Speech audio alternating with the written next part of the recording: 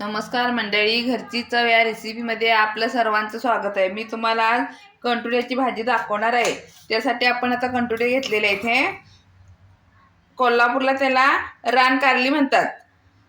आता आपण हे चिरून घेणार आहे। स्वच्छ धुवून घेतलेले आहेत। आता हे अशी पातळ चिरून घ्यायचे असे एकदम। हे बघा,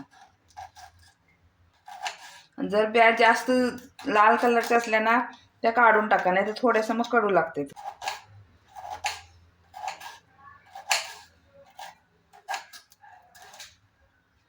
असं पातळ चिरून घ्या। ही भाजी पावसाळ्यात श्रावण महिन्यात येते।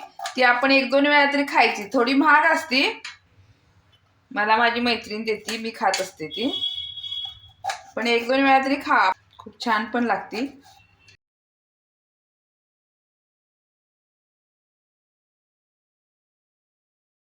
जर अशा बे असल्या तर थोड्या काढून घ्या। मग तुम्हाला वाटल्या तर, नाही आवडत असलं तर ते नंतर शिजून जातात त्या वाफेत ना,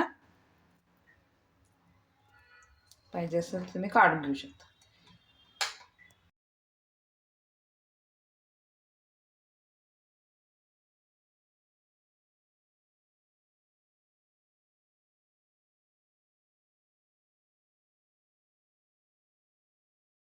मी आता तेल ठेवलेलं आहे।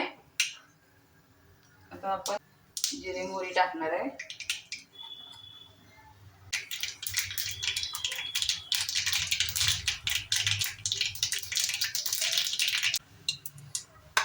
कांदा टाकणार, आता उभा चिरून घेतलाय आपण कांदा। जरा कांदा जास्त टाका।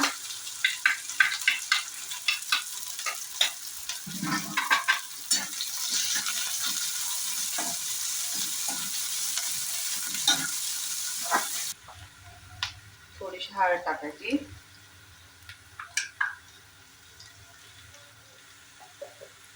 चिमूटभर हिंग,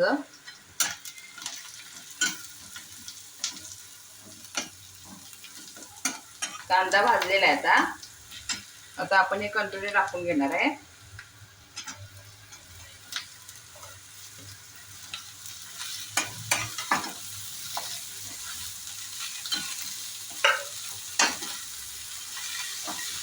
आपण तिखट थोड्या वेळाने टाकणार, नाही तर ते वाफेवर शिजणार आहे ना, म्हणून थोडंसं पहिले मिठाच्या ह्याच्यात शिजवून घेणार।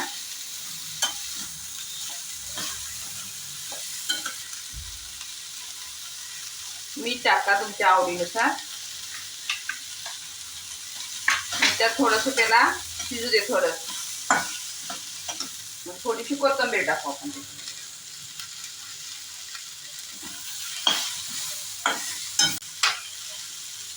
आपण झाकण ठेवून देणार,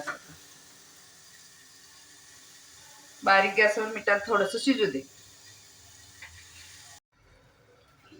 थोडीशी हे झाली, वाफली बघा चांगली, थोडीशी शिजली, बरीच शिजली। आपण मिठात शिजवली ना आता अशी। तुमच्या आवडीनुसार तिखट टाका। माझ्याकडे कोल्हापुरी तिखट आहे, ते टाकलेलं आहे।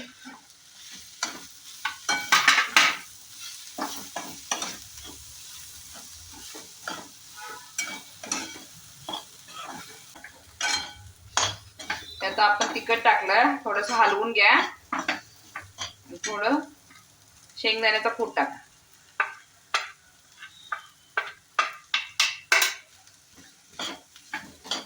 चांगलं हलवून घ्यायचं।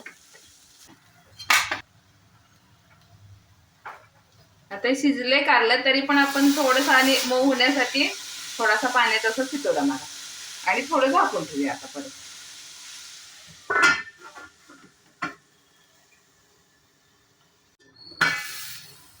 आता वाफ केला, पाणी टाकल्यावर 2 मिनिटं शिजलं। आपण 2 मिनिटं ठेवलेलं पाण्याचा शितोडा मारून। आता हे एकदम मऊ झालेलं आहे। पौष्टिक भाजी तयार झाली आपली। गॅस बंद करून टाकते आता मी।